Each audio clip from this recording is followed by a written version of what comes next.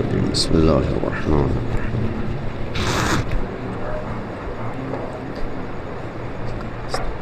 الصراط المستقيم صراط الذين أنعمت عليهم. بسم الله الرحمن الرحيم. قل هو الله أحد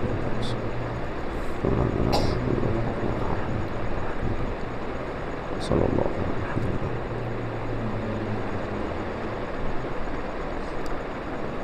أعوذ بالله السميع العليم من الشيطان اللعين الرجيم. بسم الله الرحمن الرحيم. الحمد لله الذي هدانا لهذا وما كنا لنهتدي لولا أن هدانا الله. لقد جاءت رسل ربنا بالحق. الصلاة والسلام على أشرف الأنبياء والمرسلين سيدنا ونبينا وشفيع قلوبنا مولانا ومقتدانا أبي القاسم محمد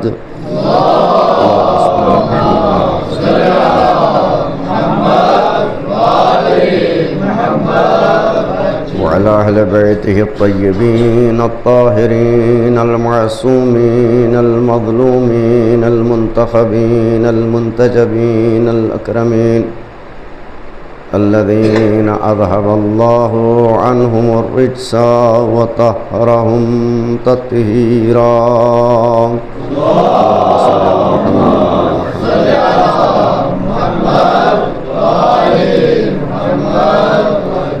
ولعنة الله على أعدائهم أجمعين من الآن إلى قيام يوم الدين. أما بعد فقد قال سبحانه وتعالى عز اسمه في محكم كتابه ومتقن خطابه وقوله الحق. بسم الله الرحمن الرحيم. هو الذي أرسل رسوله بالهدى ودين الحق ليظهره على الدين كله ولو كره المشركون. صدق الله العلي العظيم. صلوات پر محمد وعلى محمد. اللهم صل على محمد وعلى محمد. ابتدائی مجلس میں چند دعائیہ کلمات سے اس کا آغاز کرتے ہیں. جو بیمار ہیں خصوصاً ان کے لیے فرش عذاب ہے. اگر ان کے لیے دعا کی جائے تو انشاءاللہ جلدی مستجاب ہوگی. پروردگار عالم ذکر حسین کے صدقے میں جو بیمار ہیں انہیں شفاء عاجلہ و کاملہ عنایت فرما. پروردگار تجھے واسطہ محمد و آل محمد کا. یہ جو بھی ہاسپٹلوں میں اس وقت ایڈمٹ ہیں میرے معبود ان کو اپنی رحمت کے صدقے میں بیماری کربلا کے صدقے میں شفاء عاجلہ و کاملہ عنایت فرما. صحت و سلامتی طول عمر عنایت فرما. پروردگار تجھے واسطہ محمد و آل محمد کا اس فرش عزا کے صدقے میں ذکر حسین کے صدقے میں میرے معبود تمام مرحومین کی مغفرت فرما. ان کو جوار معصومین میں جگہ عنایت فرما. حاضرین مجلس کی تمام حاجتیں پوری فرما. پروردگار حاضرین مجلس کی کو صحت و سلامتی طول عمر عنایت فرما. ہر بلا ہر مصیبت سے سب کو محفوظ فرما. ہمارے امام کے ظہور میں تعجیل فرما.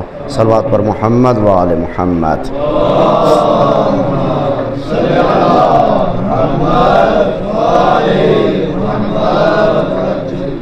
ارشاد الہی ہو رہا ہے هو الذی ارسل رسولہ بالہدی والدین الحق. اللہ سبحانہ و تعالی اپنی طرف سے یہ اعلان فرما رہا ہے کہ میں جسے رسول بھیج رہا ہوں اس کو ہدایت دے کر کے بھیج رہا ہوں. دین دے کر کے بھیج رہا ہوں. دین حق. مقصد کیا ہے؟ اس دین کو بھیجنے کا مقصد کیا ہے؟ اس ہدایت کا مقصد کیا ہے؟ لِيُظْهِرَهُ عَلَى الدِّينِ كُلِّهِ، تاکہ یہ دین اور یہ ہدایت کا غلبہ ہو پوری دنیا میں، تمام ادیان کے اوپر اس دین کو غلبہ حاصل ہو جائے۔ لِيُظْهِرَهُ عَلَى الدِّينِ كُلِّهِ مراد غلبہ ہے، یعنی ہر انسان جو ہے وہ ایک دین کے ساتھ منسلک ہو جائے۔ اس دور میں، اس زمانے میں یہ آیت بہت روشن ہے، واضح ہے کہ ہو سکتا ہے ایک آدمی ایک دین کے اوپر ہو ہی نہ، توجہ ہے نا، ہو سکتا ہے ایک آدمی کی زندگی میں کئی دین شامل ہوں، اس لیے کہ اصل جو ہے دین ہے۔ میں چند جملے جو ہے وہ ابتداء آپ کی خدمت میں گزارش کر دوں،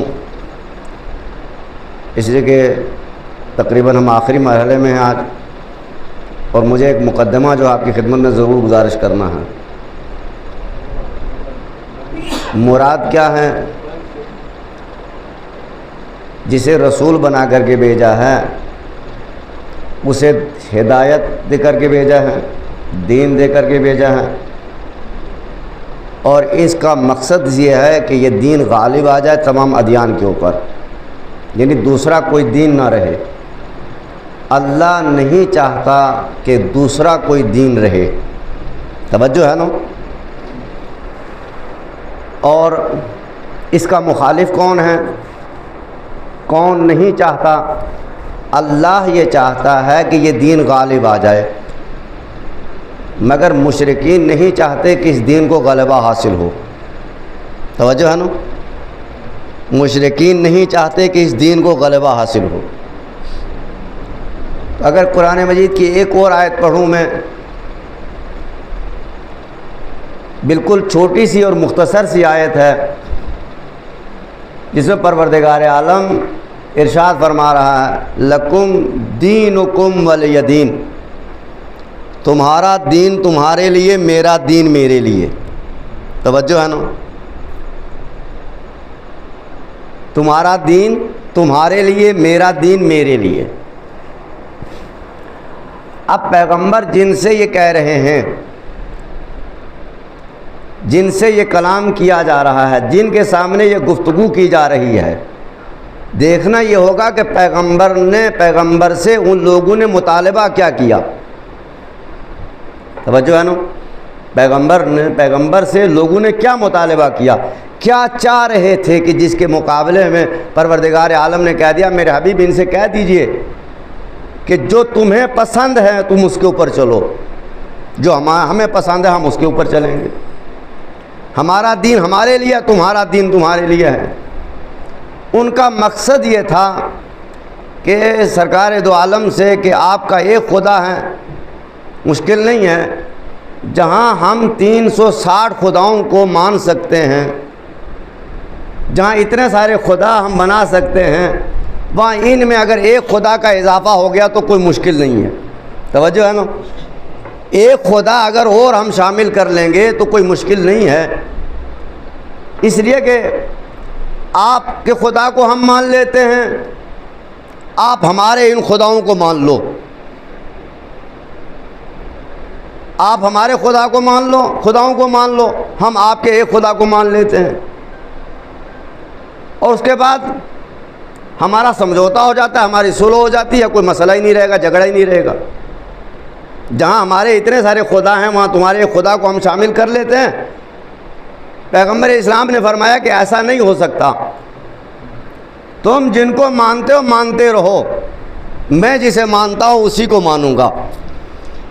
اب میں آپ کے سامنے صرف اتنی سی بات گزارش کرنا چاہتا ہوں، اسی آیت کے اندر بہت سارے مطالب ہیں، یہ مختصر سا جملہ جو ہے قرآن مجید کا، یہ قیامت تک انسانوں کے لیے ایک بہت بہترین مثال ہے کہ جب انسان یہ کہتا ہے کہ سوال یہ پیدا ہوتا ہے کہ اس سے کہا جائے کہ تمہارا کون سا دین ہے، وہ کہتا تو ہے میں دین اسلام کے اوپر ہوں، مگر عملی زندگی میں دین اسلام کہیں نہیں ہوتا، عملی زندگی میں دین اسلام کہیں نہیں ہوتا۔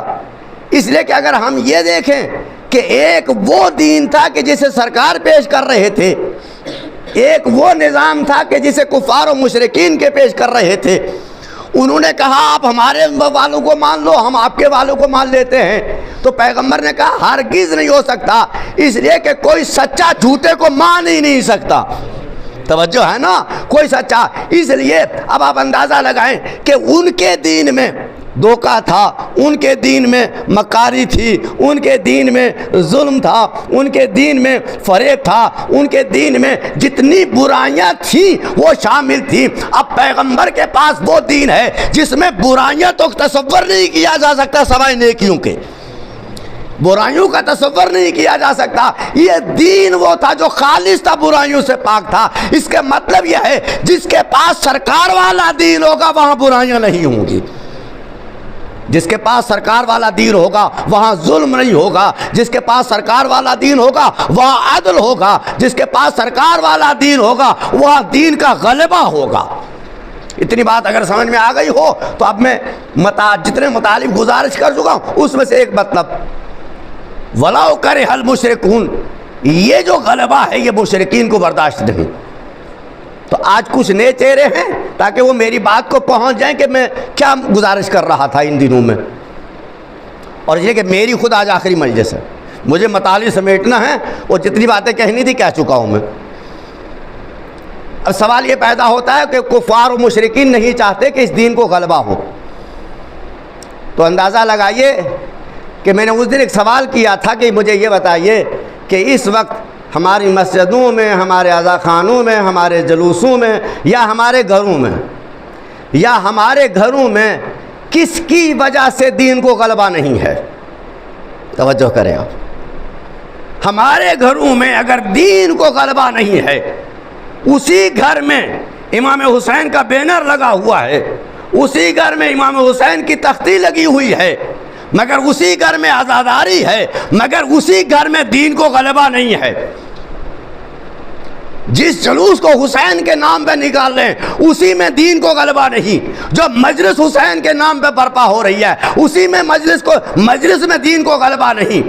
غور تو کریں آپ، تو اس کا مطلب یہ ہے کہ کفار و مشرکین پروردگار عالم نے مثال پیش کی ہے کہ ہر وہ مشرک، ہر وہ انسان جو مشرک ہے، جو دین کو پسند نہیں کرتا ہے، جو دین کا غلبہ نہیں چاہتا ہے، دین کو غالب، اس لیے کہ آپ سے سوال یہ نہیں ہے، میں آپ کی خدمت میں گزارش کر رہا ہوں، غلبے کے معنی یہاں پہ بہت الگ بھی ہو سکتے ہیں، اور بہت سارے علماء نے اس کے الگ الگ مفہوم بیان کیے ہیں، لیکن میں اس سے ہٹ کے بیان کر رہا ہوں۔ صلوات پڑھیں محمد و آل محمد پر۔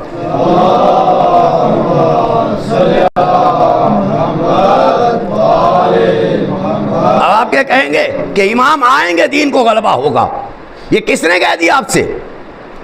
یہ کس نے کہہ دیا کہ دین کو غلبہ ہوگا؟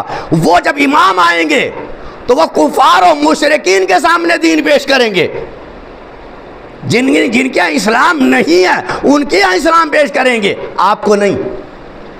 آپ سے یہ مطالبہ کیا جائے گا کہ آپ جب تک مسلمان تھے تب تک کیا کیا، آپ کیا لے کر کے آ رہے ہو، کیا کیا آپ نے؟ آپ اس انتظار میں تھے کہ امام آئیں گے تو دین کو غلبہ ہوگا؟ نہیں عزیزان گرامی، اس کا مطلب کیا ہے؟ اس کا مطلب یہ ہے کہ علی کی زندگی ہمارے لیے بیکار، حسن کی زندگی ہمارے لیے بیکار، حسین کی زندگی ہمارے لیے بیکار، سید سجاد کی زندگی ہمارے لیے بیکار۔ اگر ہم یہ تصور کر لیں کہ امام آئیں گے تو دین کو غلبہ ہوگا تو اس کا مطلب ہے ہم نے 11 اماموں کو مانا ہی نہیں ہے۔ غور کریں آپ، 11 اماموں کو ماننے کا مطلب یہ ہے کہ دین کا غلبہ ہو جائے۔ جب یہ دین کا غلبہ ہو جائے، امام کی مدد کر کے جہاں تک یہ دین نہیں پہنچا وہاں تک پہنچانا ہے، مانا یہ ہے غلبے کے۔ اب آپ یہ کہیں کہ اتنے اماموں کو، پھر اماموں کا تذکرہ بند کر دیجئے، ان اماموں کا ذکر کرنا بند کر دیجئے۔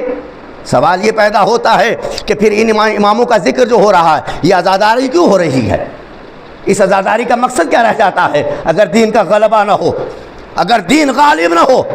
تو پھر عزاداری کے معنی ہی نہیں ہے. عزاداری ہے ہی اس لیے تاکہ دین کو غلبہ ہو. غور نہیں کیا آپ نے؟ عزاداری رکھی اس لیے ہے جہاں دین نہیں ہے وہاں دین پہنچے. جو حسین کو مانتا ہو حد عقل اس کے اوپر تو دین کا غلبہ ہو. جو حسین کو مانتا ہے، حسین کو مانتا ہے. اب آپ میں اس بات کو روک کر کے میں ایک تاریخی حوالہ آپ کے سامنے پیش کرنا چاہ رہا ہوں کہ آپ یہ کیا سمجھ رہے ہیں کہ دین کیا چیز ہے. میں نے برائیاں عرض کر دی کہ یہ ساری جتنی برائیاں ہیں یہ برائیاں ادھر والے دین میں ہیں، ادھر والے دین میں نہیں ہیں. سرکار والے دین میں برائی نہیں ہے. غور کریں آپ، اس دین، یہ دین دین رحمت ہے، یہ دین دین محبت ہے. جہاں یہ دین ہوگا وہاں صرف محبت ہوگی، جہاں یہ دین ہوگا وہاں صرف رحمت ہوگی. یہاں یہ دین ہوگا وہاں سخاوت ہوگی، بخل نہیں ہوگا. جہاں بھی یہ دین ہے وہ چاہے کسی ایک فرد کے پاس ہو چاہے زمانے کے پاس ہو. اللہ نے اس کی مثالیں تاریخ میں دی ہیں. اللہ نے جنہیں دین کا نمونہ بنا کر کے بھیجا ہے، توجہ کرے آپ، دین کا نمونہ بنا کر کے بھیجا ہے. کیسے نمونے ہیں وہ؟ کس طرح کے نمونے ہیں وہ؟ اب آپ اندازہ لگائیں کہ جب ایک شخص علی کے پاس آتا ہے، غور کریں آپ، علی کے پاس آتا ہے اور ایسے وقت میں آتا ہے کہ جب علی میدان جنگ میں ہیں، میدان جنگ میں ہے علی، اور آ کر کے یہ سوال کرتا ہے کہ یا علی میں آپ سے ایک سوال کرنا چاہتا ہوں، کچھ چاہیے مجھے آپ سے، کچھ مانگنا چاہتا ہوں. امیر المومنین نے فرمایا مانگ. کہا نہیں یا علی تھوڑا سا جنگ روکیے، تھوڑا اطمینان کیجئے، تھوڑا سا تسلی کیجئے اس کے بعد. کہا نہیں تو جو کہنا ہے کہہ دے. اب غور کریں میں کیا عرض کر رہا ہوں، یعنی مرحلہ میں کہ آپ کے سامنے صرف گزارش کر رہا ہوں. کہا یا علی اس حالت میں آپ تو جنگ میں ہیں. کہا مانگ جو مانگنا ہے، کیا چاہیے تجھے؟ کہا یا علی بس اتنی سی بات ہے کہ میں نے سنا ہے کہ آپ سے جو بھی مانگا جاتا ہے وہ دیتے ہیں. کہا میں دے دیتا ہوں. کہا جو بھی مانگ لوں گا، جو بھی مانگیں گے. کہا میں چاہتا ہوں کہ آپ مجھے 100 سال کی زندگی دے دیں، مجھے 100 سال کی زندگی دے دیں. کہا بس اتنی سی بات تھی؟ کہا یا ہاں اتنی سی بات ہے. کہا ہاں بس اتنی سی بات ہے. کہا ٹھیک ہے میں نے دے دی، میں نے تجھے آج سے 100 سال کی زندگی میں نے تجھے دے دی. اور اس کے بعد توجہ کریں، اب جملہ فرماتے ہیں مولا کائنات، فرماتے ہیں کہ کاش تو نے مانگنے میں بخل کیا ہے اور مانگ بھی علی سے رہا ہے. تو نے مانگنے میں بخل نہ کیا ہوتا، جتنی زندگی مانگتا اتنا علی آج تجھے دے دیتے. یہ کیا مطلب تھا اس کا؟ یعنی اللہ نے ان کو سخی بنا کر کے بھیجا ہے، دینے کے لیے بھیجا ہے. اور علی کا کام کیا؟ علی کا کام دینا ہے. علی لینے کے لیے نہیں آئے دنیا میں، لینے کے لیے آیا ہی نہیں علی، صرف دینے کے لیے آئے ہیں علی. تو میں نے صرف مثال پیش کی آپ کے سامنے. اب آئیے ذرا اس واقعے کی طرف کہ جس کو سمجھ کے جائیے گا آج. اسی کہ میں نے پھر عرض کیا کہ یہ آخری مجلس ہے، میں سارے موضوع کو سمیٹ کر کے خلاصہ آپ کی خدمت میں گزارش کر رہا.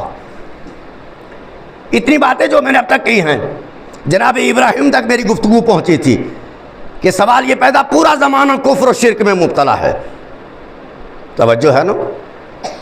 پورا زمانہ سوال یہ ہے کہ وہاں ابراہیم کی اپنی ذمہ داری ہے، قوم نمرود کی اپنی ذمہ داری ہے. پروردگار عالم نمرود سے الگ سوال کرے گا، ابراہیم سے الگ سوال کرے گا. ایسے ہی قیامت کے دن آپ سے الگ سوال ہوگا، کفار و مشرکین سے سوال الگ ہوگا. تو اب ابراہیم کی ذمہ داری ہے کہ ابراہیم دین شناس ہے، ابراہیم خدا شناس ہے، ابراہیم توحید کو ماننے والا ہے. تو اب ابراہیم کی ذمہ داری الگ ہے. ابراہیم زمانے کو نہیں دیکھ رہا، خدا کو دیکھ رہا ہے. توجہ ہے؟ آج ہم یہ کہہ دیتے ہیں بڑی آسانی سے کہ بھائی زمانے میں زمانے کے ساتھ چلنا ہے. تو زمانے کے ساتھ اگر چلنا دین ہے تو پھر ابراہیم کو کدھر جانا چاہیے؟ ابراہیم کے پاس کوئی ووٹ نہیں ہے، تنہا ہے، تنہا میدان مرد مجاہد ہے. ابراہیم اپنے زمانے کے تنہا ہیں. ابراہیم کو بھی اسی لشکر کے ساتھ ہو جانا چاہیے. لیکن جناب ابراہیم نے اپنا انداز بدلا، اپنا رخ بدلا. تبلیغ کے کئی طریقے ابراہیم نے استعمال کیے اور ایک طریقے سے تبلیغ نہیں کیا. ابراہیم نے سخاوت کا مظاہرہ بھی کیا ہے، شجاعت کا مظاہرہ بھی کیا ہے، مناظرہ بھی کیا ہے، اور الگ طریقے سے جتنے طریقے ہو سکتے تھے جناب ابراہیم نے وہ استعمال کیے. تو بات یہاں تک پہنچی تھی کہ تنہا ابراہیم نے اس زمانے کے بتوں کو توڑا. آج کتنے بت توڑ رہے ہیں آپ؟ ہمارے ہاں بت بنائے جا رہے ہیں روز. کہیں انا کا بت، کہیں شہرت کا بت، کہیں طاقت کا بت، کہیں عزت کا بت. وہ عزت کہ جو دین کی خاطر نہ ہو وہ صرف ایک بت ہے. وہ طاقت جو صرف دین کے لیے نہ ہو وہ صرف ایک بت ہے. وہی طاقت ہے جو نمرود کی طاقت تھی، وہی طاقت ہے جو فرعون کی طاقت تھی. طاقت کی معنی کیا ہے؟ طاقت اس لیے دی اللہ نے کہ اس طاقت کے ذریعے سے تم دین کے کام آ سکو. ورنہ نمرود کو بھی اللہ نے طاقت دی تھی، فرعون کو بھی اللہ نے طاقت دی. تو آج جتنے بت ہیں، ایک صلوات پڑھیں محمد و آل محمد پر.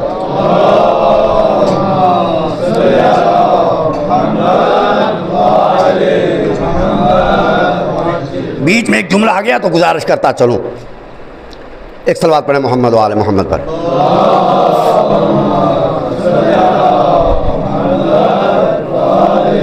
اسلام نے شراب کو حرام کیوں قرار دیا ہے؟ میں آپ سے ایک سوال کر رہا ہوں، توجہ کرنا اس بات کے اوپر، اور بڑی اہم بات گزارش کر رہا ہوں میں.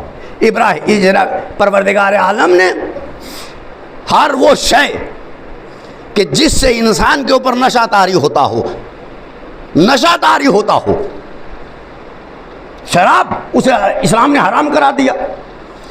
اچھا، شراب کے نشہ کتنی دیر رہتا ہے؟ کتنی دیر رہتا ہے؟ 1 گھنٹہ، 2 گھنٹے، 3 گھنٹے؟ بھائی اس سے زیادہ تو نشہ نہیں ہے. مگر پروردگار عالم نہیں چاہتا کہ کوئی انسان اتنی دیر کے لیے بھی غفلت میں رہے، انسانیت سے گر جائے. انسانیت بلند مقام ہے، شراب وہاں سے گرا دیتا ہے. بھلے شراب کا اور کوئی نقصان نہیں ہے، لیکن میں ایک سوال پوچھنا چاہتا ہوں، جو بھی چیز نشہ دے وہ حرام ہے. جس چیز سے بھی انسان گرے وہ شراب سے بدتر ہے. شراب تو کہیں نہیں لگتی. شراب تو اسلام نے ایک مثال کے طور پر پیش کی ہے. اب کیا سمجھتے ہیں؟ شراب صرف مثال کے طور پر ہے، یہ حرام ہے. اور اس کی مثال یہ ہے کہ یہ انسان کے دماغ کو کنٹرول میں نہیں رہنے دیتی. انسان ہوش میں نہیں رہتا، تمیز ختم ہو جاتی ہے، ادب ختم ہو جاتا ہے، تہذیب ختم ہو جاتی ہے. اس لیے اسلام نے کہا ایسا کام ہی نہ کرو جو انسانیت سے گر جاؤ. توجہ ہے نا؟ اب میں آپ کی خدمت میں گزارش کر رہا ہوں، یہ جس شراب سے انسان صرف 2 گھنٹے کے لیے، 2 گھنٹے نشہ آ جاتا ہے، اسے نشہ آ جاتا ہے، نشے میں ہو جاتا ہے انسان. دیکھیے اس سے بڑا نشہ کون سا ہے؟ غرور کا نشہ. غور ہی نہیں کیا آپ نے. تکبر کا نشہ، طاقت کا نشہ، لشکر کا نشہ ہیں. اب جتنے نشے گنتے جائیے. اب میں آپ کی خدمت میں گزارش کر رہا ہوں، پہچانیے کہ وہ ایک نشہ تھا کہ جو صرف 2 گھنٹے کے لیے انسان کے اوپر حاوی ہوا، اسے اللہ نے حرام قرار دیا. اگر کسی کی زندگی میں طاقت کا نشہ آ جائے، غرور کا نشہ آ جائے، اور گھمنڈ کا نشہ آ جائے، مال و دولت کا نشہ آ جائے، جتنے نشے ہیں ہر وہ نشہ جو انسان کو بے ہوش کر دے وہ حرام ہے. صلوات پڑھ دے محمد و آل محمد پر.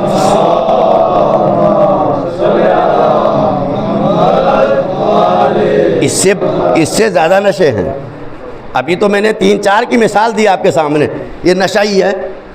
کہیں دولت جمع کرنے کا نشہ آ جاتا ہے انسان کے اوپر، کہیں انسان کے اوپر بخل کا نشہ پیدا ہو جاتا ہے، کہیں انسان اسی بخل میں بے ہوش ہو جاتا ہے، کہیں انسان بہت سارے نشے ہیں. میں نے مثال دے دی، اب آپ سمجھ سے جائیے گا. تو میں عرض یہ کر رہا تھا کہ ابراہیم علیہ السلام نے ہر وہ کام کیا تبلیغ کی خاطر کہ جس کے لیے پروردگار عالم نے انہیں نبی بنا کر کے بھیجا تھا اور ذمہ داری دے کے بھیجی تھی.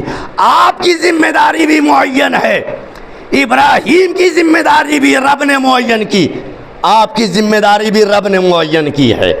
ابراہیم سے بھی سوال ہوگا، آپ سے بھی سوال ہوگا، اور آپ یہ کہیں گے کہ پروردگار وہ جب جس زمانے میں ہم تھے، اور ظاہر سی بات ہے پروردگار کام اتنے زیادہ تھے، مشکلات اتنی زیادہ تھیں، کاروبار اتنے پھیلے ہوئے تھے کہ نماز کا وقت نہیں ملا، مجلس میں ٹائم نہیں ملا، جمعہ میں ٹائم نہیں ملا، اور یہ سب کام۔ تو اندازہ لگائیے کہ یہ سارے کام جو تم کر رہے ہو، تو یہ سوچو یہ ابراہیم کے لیے یہ کام نہیں تھے کیا؟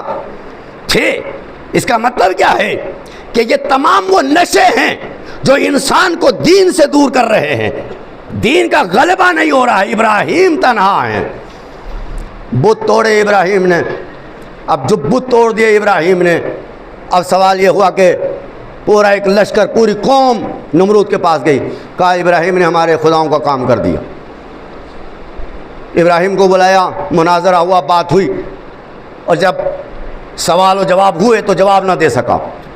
اس نے کیا کیا؟ آخر میں جا کے ابراہیم علیہ السلام کو قید کر لیا، قید کر لیا، اور مشیروں نے مشورہ دیا کہ اب ابراہیم کے لیے سب سے بڑی سزا یہ ہے کیونکہ یہ ہمارے خداؤں کا مخالف ہے۔ توجہ کریں، اب دیکھیے میں کہہ رہا ہوں کفار و مشرکین کو اپنے خدا کتنے پیارے ہیں، جن کو بت اتنے پیارے ہیں ان کو اپنے سچے خدا سے کتنا عشق ہونا چاہیے۔ آپ کو کتنا خدا سے عشق ہے، آپ کو کتنی خدا سے محبت ہے، کیونکہ اس زمانے میں یہ تھا کہ اگر خداؤں کی کوئی توہین کرے، خداؤں کے کوئی خلاف کھڑا ہو، تو اس کی سزا یہ تھی کہ اسے آگ میں جلایا جائے۔ یہ سزا تھی اس زمانے کی، ورنہ ایسے ہی آگ نہیں جلا دی تھی۔ کہا کہ ٹھیک ہے ابراہیم کو آگ میں جلا دیا جائے۔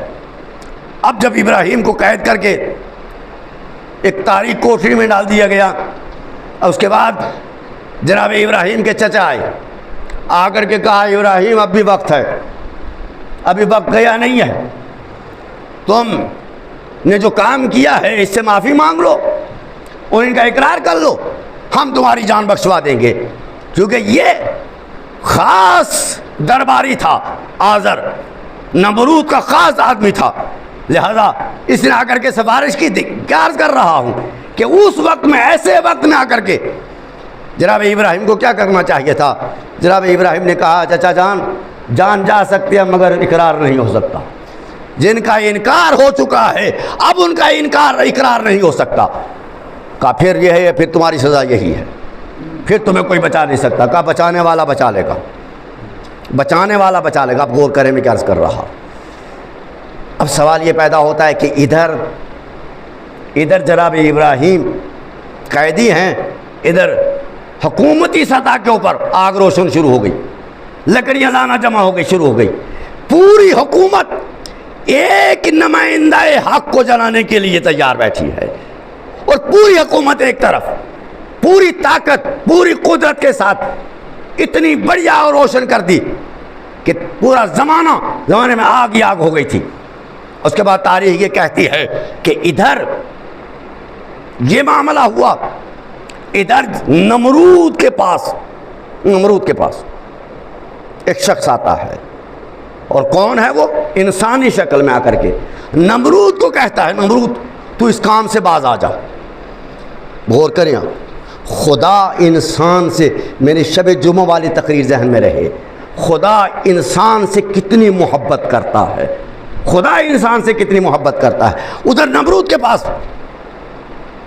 پروردگار عالم نے ایک فرشتے کو بھیجا کہ نمرود جا، فرشتے جا اور نمرود کو بتا کہ جو تو کرنے جا رہا ہے یہ درست نہیں ہے، تو راستہ اپنا بدل لے، تو ہدایت کے اوپر آ جا، تو گمراہی سے بچ جا۔ مگر نمرود نے انکار کر دیا، نمرود نے کہا ممکن نہیں ہے۔ اب جناب ابراہیم کو جب قید خانے سے نکالا گیا تو سوال یہ ہو کہ آگ میں پھینکا کیسے جائے، آگ میں کیسے پھینکا جائے۔ اتنے میں پھر شیطان آیا، کہا کہ دیکھو آگ میں پھینکنے کے لیے درمیان میں کہ کہیں سے ابراہیم کے بچنے کے امکان نہ رہ جائے، کہا اس کے لیے منجیک تیار کی جائے۔ اور اس زمانے میں جو اس طریقے سے منجیک تیار کی جاتی تھی، اب جناب ابراہیم کو جلانے کے لیے ایک منجیک تیار کی گئی، اس میں جناب ابراہیم کو رکھ کر کے اور درمیان وسط آگ میں پھینک دیا گیا۔ اب نمرود ایک محل کے اوپر قریب بیٹھا، وہاں سے مناظر دیکھ رہا ہے، منظر دیکھ رہا ہے کہ اب ابراہیم جلے، اب جلے۔ تاریخ یہ کہتی ہے کہ بس یہی روکوں گا، بات حالانکہ مکمل نہیں ہوئی میری، جتنی باتیں گزارش کرنی تھی وہ رہ گئی میری، لیکن بہرحال یہاں روکنا پڑے گا مجھے، اس سے زیادہ وقت نہیں لے سکتا میں۔ جناب ابراہیم کو جب آگ میں پھینک دیا گیا، تب جب جناب ابراہیم آگ میں جا رہے تھے تو اس وقت جبریل امین آئے۔ خداوند متعال جبریل بھی زندہ ہے، اللہ بھی زندہ ہے، تم اپنا ایک قدم خدا کے لیے بڑھاؤ تو پھر دیکھو کہ خدا مدد کرتا ہے یا نہیں کرتا۔ یہ اس زمانے میں کوئی یہ کہنا دے کہ خدا مدد نہیں کرتا، اگر خدا مدد نہ کرتا ہوتا تو اس وقت کے نمرود کو شکست دینا آسان نہ ہوتا۔ یہ خدا کی مدد ہے، یہ خدا کی مدد ہے، یہ صرف خدا کی مدد ہے۔ لہذا آپ بھی یہ مجلسیں اسی وقت تک کامیاب ہیں۔ ان مجلسوں کی کامیابی کا راز ثواب تبھی ہے جب اثر ہوگا، جب اثر ہوگا۔ تو جناب ابراہیم کو جب آگ میں پھینکا جا رہا تھا، جبریل امین آئے، کہا ابراہیم معلوم ہے کہاں پھینکا جا رہا ہے؟ کہا آگ میں پھینکا جا رہا ہے۔ کہا مدد کی ضرورت ہے؟ کہا ہاں ہے، مگر تم سے نہیں ہے، مدد چاہیے، مدد چاہیے مگر تم سے نہیں ہے مدد کی ضرورت۔ عجب مزاج تھا۔ کہا پھر کس سے چاہیے؟ کہا جس سے مدد کرنا ہے اسے کہنے کی ضرورت نہیں ہے، وہ خود مدد کرتا ہے۔ میرا کام اپنی بندگی کو ادا کرنا ہے، جو حق کے بندگی ہے اسے پورا کرنا ہے۔ رب کا کام ہے میری حفاظت کرنا ہے، رب کرے گا میری حفاظت۔ جناب ابراہیم کو آگ میں پھینک دیا گیا۔ اللہ نے قرآن مجید میں اعلان کر دیا کہ ہم نے جناب ابراہیم کے لیے آگ کو گلزار بنا دیا، ٹھنڈی کر دیا آگ کو، آگ بجھ گئی، جناب ابراہیم سلامت نکلے۔ اب جیسے جناب ابراہیم سلامت نکلے، اب دو جملے اس میں سن لیجئے۔ جناب ابراہیم ایک دم نمرود، کہاں نمرود؟ کہا یہ کیسے ممکن ہے کہ نمرود بچ گیا؟ اسی کا اثر ہوا، اسی کا ایک کہ اس زمانے میں کہ جن کے دل کفر کی طرف مائل تھے، شرک کی طرف مائل تھے، ہلچل مچ گئی۔ اس کا مطلب ہے کہ خدا ہو تو ابراہیم جیسا ہو، ابراہیم کے خدا جیسا ہو، کہ جو آگ میں بھی بچا لیتا ہے، آگ میں بھی بچا لیتا ہے، ایسا خدا ہو۔ اس کے بعد کہ تاریخ یہ کہتی ہے کہ جناب ابراہیم کو جب لوگوں نے دیکھا اس منظر میں کہ اب لوگوں کے اندر ایک ہلچل مچ گئی، لوگوں نے کہا واقعی ابراہیم کا خدا بہت طاقتور ہے کہ جو آگ سے بچا لیتا ہے۔ پھر جناب ابراہیم کو اب مختلف طریقے سے اذیتیں دینا شروع کی۔ اب جناب ابراہیم کو الگ انداز میں مقابلے کے لیے آ گیا۔ اب جناب ابراہیم کو بلایا میدان میں، جناب ابراہیم کو جب میدان میں بلایا تو جناب ابراہیم سے کہا کہ آؤ میری طاقت دیکھو تم۔ توجہ ہے، جناب ابراہیم سے کہا کہ آؤ آج میری طاقت دیکھو۔ اور جناب ابراہیم باہر آئے تو کیا دیکھا کہ پورا علاقہ فوجوں سے بھرا ہوا ہے، اور پوری دنیا کی جتنی فوجیں تھیں اس کی اس زمانے کی۔ نمرود ایک طاقتور آدمی تھا، نمرود ایسے نہیں جس کا ذکر قرآن میں ہو رہا ہے، جس کا مقابلہ ایک ابراہیم کر رہے ہیں۔ خدا کی قسم آج بھی پوری دنیا میں نمرودیت ہے، مگر آج کا ابراہیم اس کے مقابلے میں کھڑا ہے، اور یہی وجہ ہے۔ پھر دیکھ لیں آپ کہ جس کو کمزور بتایا جا رہا تھا وہ طاقتور نکلا، اور جو طاقتور تھا وہ گھٹنوں پہ آ گیا۔ یہ وہ تاریخ تھی جسے قرآن نے اس زمانے میں پیش کیا ہے، لیکن مسلمانوں کو نہیں پتا تھا کہ خدا کیسے مدد کرتا ہے۔ خامنہ نے بتایا کہ خدا کیسے مدد کرتا ہے۔ تم ایک قدم بڑھا کے تو دیکھو کہ خدا کیسے مدد کرتا ہے۔ اب جناب ابراہیم کو بلایا گیا، ابراہیم نے فوج کو دیکھا، کہا بہت بڑی فوج ہے تیری، کہا بہت بڑی طاقت ہے، کہا اپنے خدا سے کہہ دو کہ آپ میرے مقابلہ کر لیں۔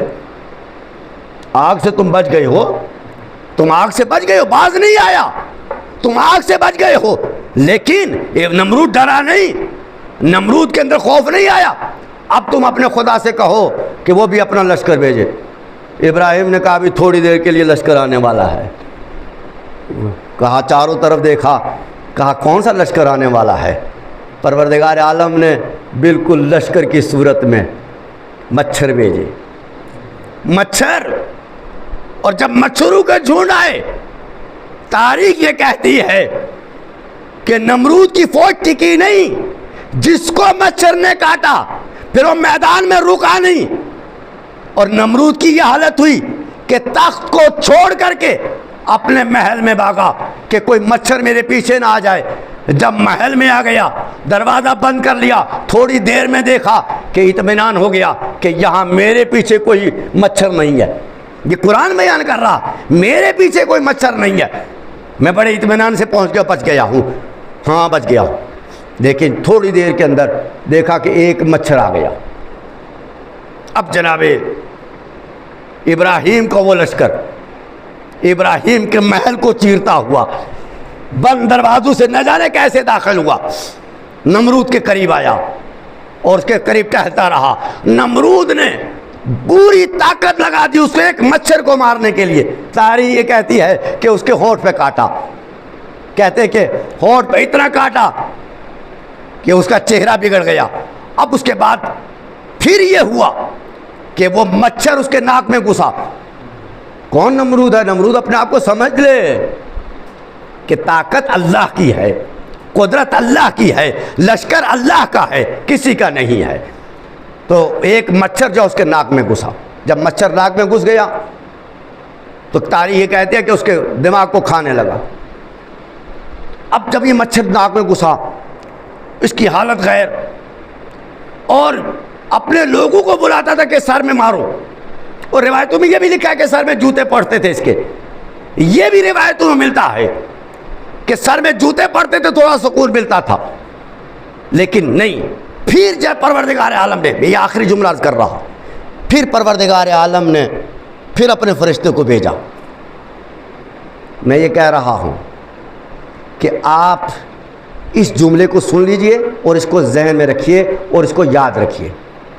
آپ میں سے ہر انسان کے پاس نہ جانے روز کتنی مرتبہ اللہ کی طرف سے پیغام آتا ہے، مگر کاش اس پیغام کو ہم سن لیں۔ کون انسان؟ کاش اس اسلام کو، اس دین کو سمجھا ہوتا۔ وہ پروردگار کہ جو نمرود کو پیغام پہنچا رہا ہے، نمرود کو بچانے کی کوشش کر رہا ہے، یعنی نمرود کی اس ذلت سے اب بھی پروردگار عالم اسے نکالنے کی کوشش کر رہا ہے کہ نمرود نہیں، تو نے جو کیا وہ کیا، مگر میں اب بھی تجھے بچانا چاہ رہا ہوں۔ یہ جو حص ہے انسان کے اندر، یہ جو خیال انسان کے اندر پیدا ہوتے ہیں، یہ جو تصورات انسان کے اندر پیدا ہوتے ہیں، یہ جو کبھی کبھی انسان کے دلوں کے اندر دین کی محبت جاگتی ہے، یہ تمہاری دی ہوئی نہیں عطا ہے، یہ رب کی طرف سے ایک فیصلہ، یہی وہ آواز ہے۔ لیکن اب جب اس کی حالت غیر ہونے لگی تو پھر پروردگار عالم نے ایک فرشتے کو بھیجا کہ نمرود تو نے اپنی طاقت کو دیکھ لیا، لشکر کو دیکھ لیا؟ کہاں دیکھ لیا؟ کہا کہ اب بھی تو اپنی حرکتوں سے باز آ جا، اس گمراہی کو چھوڑ دے، تو صحیح راستہ اختیار کر لے اور اس رب کو مان لے۔ کس مقام کے اوپر؟ کہ جب ابراہیم کے خدا کی فتح ہو گئی، ایک مچھر کے آگے ذلیل ہو گیا، اب بھی خدا کہہ رہے کہ نہیں، تو نے جو ابراہیم کے ساتھ کیا، جو امت کے ساتھ کیا، جو قوم کو گمراہی میں ڈالا، یہ سب ایک طرف، مگر تیرا رب اب بھی تجھے بچانا چاہ رہا ہے۔ اس وقت پروردگار عالم نے اس کے پاس ایک فرشتوں کو بھیجا کہ جاؤ انسانی صورت میں جا کر کے، وہ بھی بند دروازے تھے، اس وقت کوئی نہیں جا سکتا تھا اس کے پاس۔ جب فرشتہ آتا تھا آ کر کے کہا نمرود اب بھی میں تیرے لیے ہدایت کا پیغام لے کے آیا ہوں، مگر نمرود نے اس وقت بھی اس پیغام کو نہ سنا اور اپنی موت اسی موت میں مرا۔ جناب ابراہیم کا دین کامیاب ہوا، دین کو غلبہ حاصل ہوا۔ وہی لوگ کہ جو بت بنا کر کے بیچ رہے تھے، آج وہی لوگ توحید کا پرچار کر رہے ہیں۔ یہ وہ تھی ابراہیم کی فتح۔ یہاں تک میں اس سے آگے بہت کچھ ابھی تاریخ، جناب ابراہیم کی تاریخ بہت طولانی تاریخ ہے، اور میں اسی لیے اس کو موضوع بنایا تھا کہ تاکہ آپ کے سامنے یہ بیان کروں کہ پروردگار عالم قیامت کے دن ہم سے بھی ابراہیم کی مثال پوچھے گا۔ کہ ابراہیم تنہا تھے، تم نے کیا کیا؟ حسین کربلا میں تنہا تھے، حسین نے اپنا کام کیا، لشکر یزید نے اپنا کام کیا۔ حسین لشکر یزید کا ذمہ دار نہیں ہے، حسین نے اپنا عمل کر کے دکھایا کہ دیکھو میں تنہا رہوں گا مگر دین کے ساتھ رہوں گا۔ تنہا ہونا مشکل نہیں ہے، مشکل یہ ہے کہ دین کے ساتھ اگر ہو تو مشکل نہیں ہے۔ عزیزان گرامی، بس اس مقام کے اوپر روک کر کے میں مسائل کے بعد 2 جملے آپ کی خدمت میں گزارش کرتا ہوں۔ اس مقام تک مجھے لانا تھا آپ کو کہ وہ زمانہ کہ جس زمانے میں، جس علاقے میں کوئی دین کا نام لینے والا نہیں تھا، ابراہیم نے اپنے عمل کے ذریعے سے، اپنے کردار کے ذریعے سے، اپنے حسن سلوک کے ذریعے سے وہ کارنامہ کر دکھایا کہ پوری نمرود کی حکومت کو ملیہ میٹ کر دیا۔ یہ ہے قرآن، یہ ہے قرآنی واقعات، یہ ہے قرآنی تذکرہ۔ لہٰذا اب آپ سے یہ سوال ہوگا، آپ کے سامنے حسین ہیں، آپ کے سامنے حسین ابن علی ہیں، اور پھر دیکھیں کہ حسین رات کے اندھیرے میں نہیں نکلے، حسین چھپ کے نہیں گئے، حسین کہہ کر کے گئے کہ میں جا رہا ہوں، میں جا رہا ہوں، اور جا اس لیے رہا ہوں کہ مجھے کسی حکومت کی ضرورت نہیں ہے، مجھے تخت و تاج نہیں چاہیے، میں اپنے نانا کے دین کو بچانے جا رہا ہوں۔ اب اس دین کے لیے مجھے جیسی بھی قربانیاں دینی پڑیں میں قربانیاں دوں گا، مگر دین کو بچاؤں گا۔ میں ہمیشہ یہ کہتا ہوں، کربلا کسی علاقے کا نام نہیں ہے، کربلا کسی سرحد میں نہیں ہے، کربلا ایک کردار کا نام ہے۔ حسینیت کسی ایک علاقے کا نام نہیں ہے، حسینیت ایک کردار کا نام ہے۔ کاش اس بات کو اگر انسان سمجھ لے تو کربلا روئے زمین کا ہر چپا کربلا ہے۔ امام نے مدینہ چھوڑا، امام نے مکہ چھوڑا، اور امام کربلا آئے، اور ایسی سرزمین کے اوپر آ کر کے قدم رکھا کہ جو سرزمین جس نے جہاں کی خاک حسین نے اٹھائی، تو ایک مرتبہ یہ کہہ کے آواز دے دی کہ دیکھو میں انجان نہیں ہوں، میں بے خبر نہیں ہوں، میں علم رکھتا ہوں، یہ وہ زمین ہے کہ جس سے مجھے اپنے خون کی خوشبو آ رہی ہے، یہ وہ خون زمین، یہ مٹی ہے کہ جسے مجھے علی اکبر کے سینے کا خون کی خوشبو آ رہی ہے۔ امام نے حقیقت میں کربلا کے اوپر، سرزمین کربلا میں وارد ہوتے ہی پہلے مصائب حسین نے پڑھ دیے۔ حسین نے اپنی مظلومیت کا مرثیہ پڑھ دیا، حسین نے شہادتوں کا تذکرہ کر دیا، اور حسین نے یہ وہ ذکر کر دیا کہ دنیا یہ نہ سمجھے کہ حسین بے خبر ہے، حسین انجان ہے، حسین جانتا نہیں ہے، حسین سب کچھ جان رہا ہے، یہ زمین میرے لیے بنی ہے، میں اس زمین کے لیے بنا ہوں۔ اللہ اکبر! یہ وہ منزل تھی کہ جہاں حسین کو امتحان دینا تھا۔ اس کے بعد پھر ایک وہ منزل آئی، یہ آپ سن چکے، ایک وہ منزل آئی کہ جب حسین شب کے آخری حصے میں اب حسین بیویوں کے پاس گئے ہیں۔ ذرا سے یہ جملے 2 سن لیجئے تاکہ آخری بات عرض کر سکوں میں۔ حسین شب کے آخری حصے میں بیویوں کو جمع کیا، ان کے پاس جا کر کے بیٹھے۔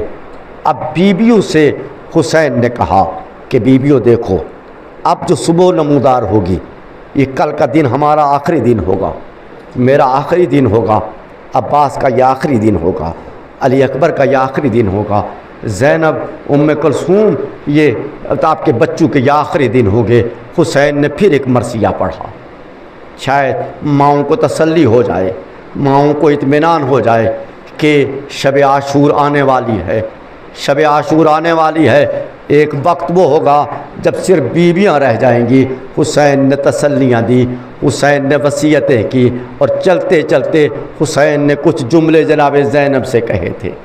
عزادارو، بس چند جملے، اور ایک مرتبہ تاریخ کہتی ہے کہ حسین نے آخر میں ایک جملہ کہا کہ زینب میری سکینہ کا خیال رکھنا، زینب میری سکینہ کا خیال رکھنا۔ جب یہ جملہ کہا تو جناب زینب شاید یہ سوچ رہی ہوں گی کہ حسین ذمہ داری بڑی دے رہے ہو، آپ کہہ بھی رہے ہو زینب ہاتھوں میں رسیاں بندھے گی، صبر کرنا، اے زینب سر سے چادریں چھن جائیں گی، صبر کرنا، اے زینب تیرے سامنے تیرے بھائی کا سر نوکے نیزہ پہ بلند ہوگا، زینب صبر کرنا، تیرے سامنے عباس کے بازو قلم ہوں گے، زینب صبر کرنا، تیرے سامنے تیرے ہاتھوں کا پالا ہوا 18 سال کا جوان علی اکبر کے سینے میں برچھی لگے گی، اے زینب صبر کرنا۔ یہ سارے وہ مصائب تھے جو حسین اپنی زندگی میں پڑھ کے جا رہے تھے، مگر یہ حسین پھر ایک مرتبہ کہتے ہیں کہ اے زینب سید سجاد کی حفاظت کی ذمہ داری آپ کی ہے، اے زینب سکینہ کی ذمہ داری تمہاری ہے، اے زینب ان بیویوں کی ذمہ داری بھی تمہاری ہے۔ لیکن عزادارو یہ کون سی مصیبت تھی کہ جب یہی لٹا ہوا قافلہ شام میں پہنچا، شام میں پہنچا، عجب منظر تھا کہ شام کا یہ دربار سجا ہوا تھا، بیویاں کس عالم میں تھی دنیا نہیں جانتی، یہ شہزادیاں تھی، یہ سیدانیاں تھی، مگر ایک مرتبہ جب دربار میں لے کے جایا گیا بیویوں کا تعارف ہونے لگا، بیویوں کا نام لے لے کر کے تعارف ہونے لگا، یزید پوچھنے لگا ارے یہ کون ہے؟ اللہ اکبر، جس بی بی کا سر جھکے ہوئے تھے، تاریخ یہ کہتی ہے کہ ایک مرتبہ یزید نے جب ایک 4 سال کی بچی کو دیکھا، 4 سال کی بچی کو دیکھا تو ایک مرتبہ کہا یہ بچی کون سی ہے؟ کہا یہ وہی سکینہ ہے جسے حسین اپنے سینے پہ سلاتے تھے۔ بھائی اتنا جملہ کہا، ایک مرتبہ جناب سکینہ تڑپ گئی کہ اس دربار میں میرا نام لیا جا رہا ہے، اے ملعون کہاں میں حسین کی بچی، کہاں تھے یہ تیری نجس زبان؟ ایک مرتبہ کہا یہ وہی سکینہ ہے، کہا میں نے سنا ہے یہ سکینہ اپنے بابا کے لیے بہت روتی ہے، کہا ہاں یہ اپنے بابا کے لیے بہت روتی ہے، جب سے اس کے بابا کا سر قلم ہوا ہے، جب سے اس کا بابا مارا گیا ہے، نہ اس نے پانی پیا ہے، نہ اس نے کھانا کھایا ہے، نہ اسے نیند آئی ہے، رات کو بھی بابا بابا کرتی ہے، اسے نیند نہیں آتی، یہ سو نہیں سکتی۔ تو ایک مرتبہ اس ملعون نے سکینہ کا امتحان لیا، کہا وہ تشت لایا جائے، وہ تشت لایا جائے کہ جس میں سر حسین رکھا ہوا تھا۔ ایک مرتبہ تشت لایا گیا، ایک مرتبہ کہا سکینہ سکینہ تم اپنے بابا کو دیکھنا چاہو گی، اپنے بابا سے ملنا چاہو گی؟ سکینہ نے عجب جملہ کہا، اے ملعون کہا یہ تیرا نجس دربار، کہا میرا بابا۔ عزادارو ایک مرتبہ اس ملعون نے ایک مرتبہ سر سے رومال ہٹایا، جیسے ہی سر سے رومال ہٹا ایک مرتبہ کٹا ہوا گلا 4 سال کی بچی نے دیکھا، تڑپ گئی میرا بابا۔ ملعون نے سکینہ دوڑی آگے بڑھی کہ بابا سے لپٹ جائے، بابا کو سر کو اٹھا کے گود میں رکھے، مگر ظالم نے کہا اے سکینہ وہیں رک جا، وہیں رک جا، ابھی تھوڑی دیر کے بعد میں بتاؤں گا کہ کس طرح سے تجھے بابا سے ملنا ہے۔ پھر ایک جملہ کہا سکینہ میں نے سنا ہے کہ تیرا بابا تجھے بہت چاہتا ہے۔ کہا بیٹا، کہا ملعون اس میں کیا شک ہے، میں بھی بابا کو چاہتی ہوں، میرا بابا بھی بہت چاہتا ہے۔ کہا بس اگر چاہتا ہے تو سکینہ قریب نہ آنا، وہیں سے بیٹھے بیٹھے تو اپنے بابا کو آواز دے، تو اپنے بابا کو آواز دے، اگر تیرا بابا تیری پاس آ گیا تو میں سمجھوں گا کہ تیرا بابا تجھے بہت چاہتا ہے۔ بس ایک مرتبہ سکینہ نے جلا ہوا دامن ہٹایا، ایک مرتبہ آواز دی، اے یزید بابا یہ ملعون ہماری محبت کا امتحان لے رہا ہے. سر حسین اٹھا, سکینہ کی گود میں آیا, سکینہ نے منہ پہ منہ رکھا, آواز دی بابا آپ اس وقت کہاں تھے جب مجھے تمانچے مارے جا رہے تھے؟ بابا آپ اس وقت کہاں تھے جب میرے ہاتھوں میں رسیاں باندھی جا رہی تھی؟ انا للہ و انا الیہ راجعون. رضا بقضائہ و تسلیما لامرہ. پروردگار محمد و آل محمد کا واسطہ ہماری اس مختصر سی عبادت کو قبول و مقبول فرما.